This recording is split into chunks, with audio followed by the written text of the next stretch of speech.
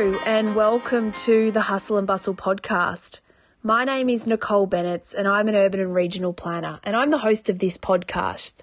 Each episode I bring you conversations with city shapers and urban thinkers, leaders in the field of urban planning and city building. I'm located here on the beautiful Gold Coast in Australia. We are one of the host cities for the Summer Olympics and Paralympics in 2032. The next 10 years is being described as the golden decade for our city and for our region.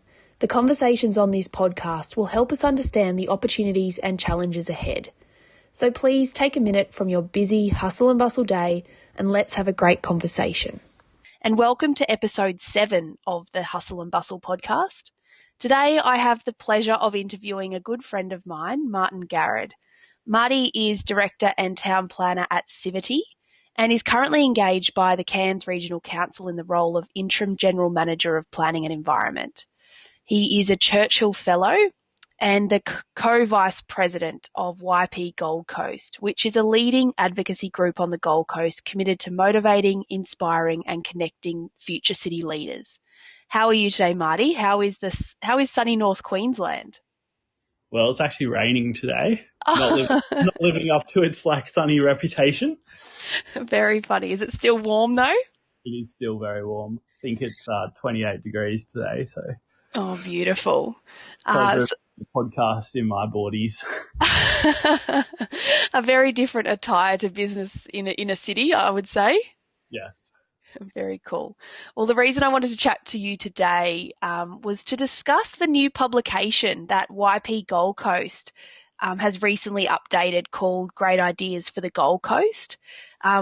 It's an advocacy report, and full disclosure, you and I actually conceived this document, I think it was in 2017, and we released the first edition, but this is the second edition now, updated sort of 3 years after the first. And this latest report was prepared by YP Gold Coast in collaboration with Civity, which is your company, and also Griffith University. So I was hoping you could just give us a little bit of an overview of the document and maybe what it's about, especially this latest edition. Yeah, sure. I think the YP Gold Coast crew really been passionate about ensuring that we and the people on the Gold Coast that we represent, so the young professionals, have a really loud voice about the future of our city. And I think the Great Ideas for the Gold Coast report is our kind of advocacy report that sets out the priorities that we think are really important about the long-term and sustainable growth of the city. So we really hope that the report is a document that really stimulates discussion and debate about how our city grows. And one of the things that was important to us releasing the updated report during the COVID-19 global pandemic was to not just focus on what some short-term things might be as we deal with this new normal that we're all in, but also looking really long-term and having that really strategic thought about the future of the city. I think where YP Gold Coast isn't an organisation that delivers upon the ideas in the document, but I think our aim is that by actually kind of stimulating the discussion that we can really kind of spearhead some of these things to come to fruition. Yeah, great. And you had sort of a launch event, which looked great. Unfortunately, I couldn't make it, but I guess was that part of the reason why it was produced, to really position YP, but also to sort of get the youth's voice being heard across the city?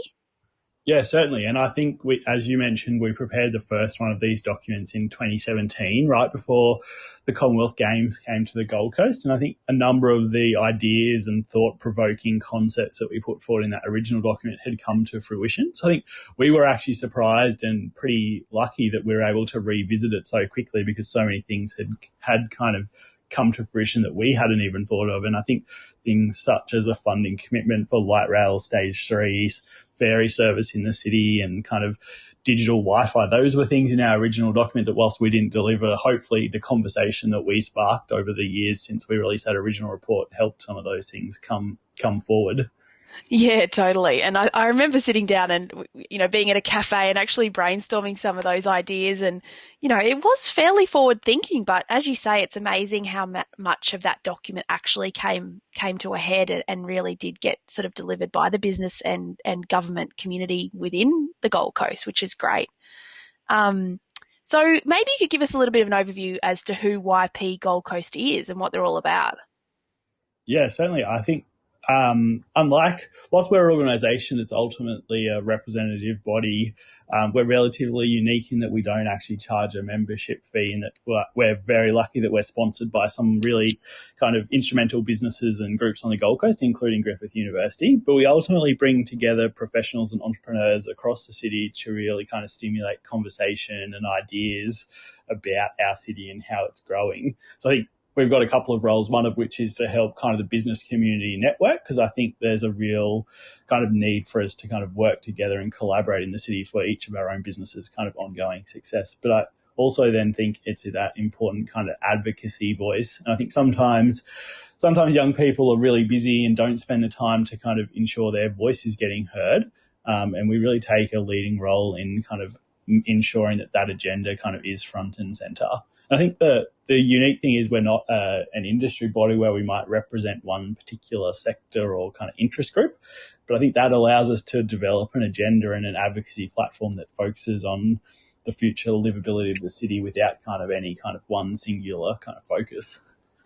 Yeah, and I think when I was first involved with YP, we were called Young Professionals Gold Coast, and I think that sort of had a connotation of an age limit, you know. But I see now sort of YP's moved away from that kind of young professionals tagline. It's become YP, and it really it invites anybody who sort of shares in that youth and that sort of entrepreneurial spirit. Is that sort of, does that sum it up? Yeah, definitely. And I think, well, I'm getting old as well, so we had to rename it because a few of the group is still really active and we are all getting old. But I think like the people that come to our events aren't exclusively young people. And in fact, we'd probably have a good 50-50 split of people who are just really passionate about the business community on the Gold Coast, which I think is like fantastic for us to stop and recognise that we've got that type of community. Because I think sometimes the Gold Coast is not put forward as a city where you can actually come to do business. Sometimes it's just the city for fun and those type of things. But I think we're an organisation that really tries to tap into that business community. And I think that was behind changing from young professionals to YP, was to really recognise that we've over the, like we celebrated 10 years last year, and over the 10 years of the organisation that we've really kind of grown since its original inception. Yeah, exactly. Yeah. Okay, so maybe we go back to the Great Ideas document, and maybe you could just flesh out some of the key ideas, especially from this edition, and what's sort of been added and why that's important. Yeah, well, this particular edition came up with kind of 3 overall themes that we thought were things that were not only impacting the city at the moment as it continues to grow, but things that we thought would change this or be the game changers of the future. I think so they're kind of under the headings of kind of creating a kind of business community that would ultimately thrive on the Gold Coast. I think how we really the second one is really how we seize and capitalise on our growth, because growth is a really positive thing in terms of the city and its economic kind of success. And sometimes growth is a really like dirty word to some people. But I think what we really wanted to do was actually say there's a whole heap of benefits that come from that sometimes aren't recognised or celebrated. And then finally, the third theme of this document for the refresh was really about kind of being an advanced technology city. I think we're already doing some really great things, but our view was that there's a whole next level that we could take the city in that regard. Yeah, no, that's awesome. And in terms of the collaborative approach that you took with this edition, you sort of engaged with Griffith Uni. Maybe we could just chat about that and how you got students involved. Yeah, I think our partnership with Griffith Uni as our research partner for this document was through a couple of approaches. One, kind of a technical kind of partnership with the Griffith University Cities Research Institute. And they're ultimately at the forefront of kind of doing research about, how cities are evolving into the future. But the other important thing, I had Paul Burton on. He was the first guest actually on the podcast. Yeah, okay. Yeah, and I think he's a really well-known kind of respected figure and I think it was important for us from a YP perspective to have that rigor behind the kind of ideas that we were putting forward. Yeah. But I think secondly, we also wanted to really tap into some students who were they're ultimately going to be the people in charge of our city in the years to come. So it was really important for us to get that different perspective. Yeah. We didn't go and just get people town planning students. We asked Griffith to really give us a cross-section of the university. So we had people from kind of business and kind of media and marketing promotions. We had people from their health kind of area. as well as some of the planning students. So I think it was a really unique opportunity to hear from students who were really just passionate about the Gold Coast and not necessarily directly from a town planning kind of background, or that might not just be studying town planning and what their thoughts were.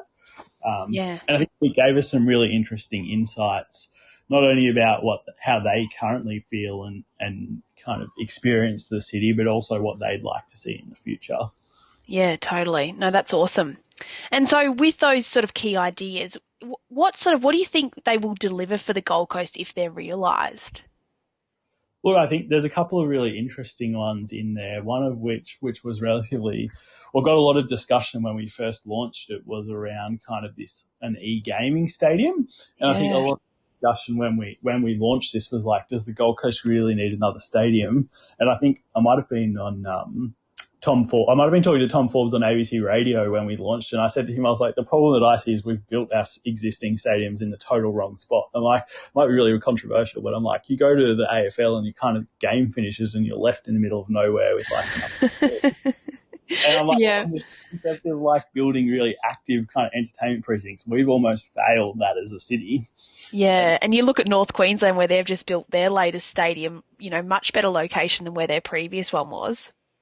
Yeah, and that's kind of our concept about an e-gaming stadium was if you're going to invest in another stadium, let's do it right and make it part of a precinct that you can walk out of, whether it be an e-gaming kind of conference or kind of event, or, it could also host a range of other kind of sporting facilities as well. But you could walk out of that and walk straight into a bar or a restaurant, or this really kind of activated and lively precinct that has this 24-hour function. Yeah. Like that idea is something that we don't have in the city, and it's really hard to replicate around our current stadiums just because of where they've been built. Yeah, I totally agree. I mean, there's all that land around, the Robina Stadium. It just needs to there needs to be sort of some development occur there, I guess. Yeah, so that was definitely when we launched, that was definitely one of the ideas that got a lot of attention. Yeah, right. And was there any sort of other ones? Even on the e-gaming, I think when you look at the amount of revenue going into e-gaming globally, it's just this astronomical, and we're not even talking online gambling. It's actually just the kind of people playing. I mean, I certainly don't play games, so I'm not fully across this, but I think just the amount of money being spent on people playing games electronically with each other around the world is astronomical. Yeah, right. The value of it is, I think there was some research done in like 2020, and the value of it globally was over like $100 billion annually going into e-gaming. So I think there's an opportunity for us to like tap into that. And does that kind of link into that idea around the digital economy and being known for digital smarts? Oh, absolutely. And I think like one of the interesting things we found is that like over in the US, for example, there was more people, they were getting larger audiences watching kind of e-gaming and those type of things. And they were getting in the United States on like their major cable networks like HBO and Netflix. Like there's actually more people interested in e-gaming than like Netflix, which was kind of like a foreign concept to me. But like that, just the popularity of it. Yeah, no, I agree. It blows my mind. Well, look, Marty, that's been a great conversation. I really appreciate you coming on the podcast today, and I encourage everyone to check out this document. I'll put a link to it in the show notes so that you can go check it out and find out a bit more about how to get involved. But thanks for your time today, Marty. No worries. Thank you. And thank you for tuning in to the Hustle and Bustle podcast this week. We really appreciate all your support, and would love if you could share this podcast with your friends so more people can find out about it, which means we can keep making these episodes and just helps us get some great guests in the future. Also, you can follow us on Instagram, hustle_bustle_podcast, for guest announcements and to provide any input or feedback on these episodes. We love hearing from you. So that's all from this episode. Thanks again for listening. Keep safe. Catch you next time. Bye for now.